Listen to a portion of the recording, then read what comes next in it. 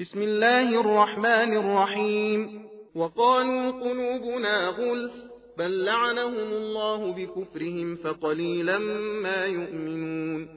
ولما جاءهم كتاب من عند الله مصدق لما معهم وكانوا من قبل يستفتحون على الذين كفروا فلما جاءهم ما عرفوا كفروا به فلعنة الله على الكافرين.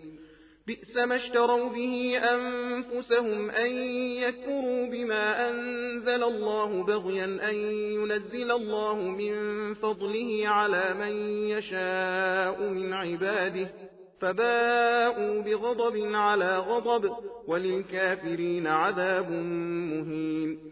وإذا قيل لهم آمنوا بما أنزل الله قالوا نؤمن بما أنزل علينا ويكفرون بما وراءه وهو الحق مصدقا لما معهم. قل فلم تقتلون أنبياء الله من قبل إن كنتم مؤمنين.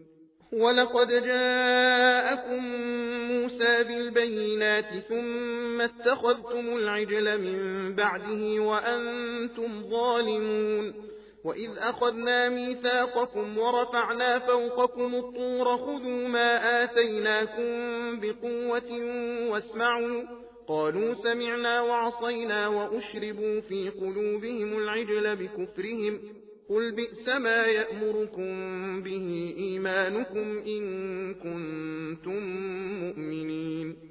قل إن كانت لكم الدار الآخرة عند الله خالصة من دون الناس فتمنوا الموت إن كنتم صادقين ولن يتمنوه أبدا بما قدمت أيديهم والله عليم بالظالمين.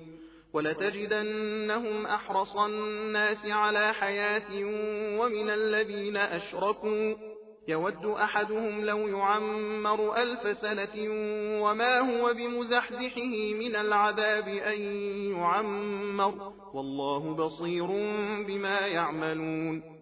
قل من كان عدوا لجبريل فإنه نزله على قلبك بإذن الله مصدقا لما بين يديه وهدى وبشرى للمؤمنين. من كان عدوا لله وملائكته ورسله وجبريل وميكال فإن الله عدو للكافرين. ولقد أنزلنا إليك آيات بينات وما يكفر بها إلا الفاسقون. أوكلما عاهدوا عهدا نبذه فريق منهم بل أكثرهم لا يؤمنون. ولما جاءهم رسول من عند الله مصدق لما معهم نبذ فريق من الذين أوتوا الكتاب كتاب الله وراء ظهورهم كأنهم لا يعلمون. सबील कुरान हिदायत का रास्ता।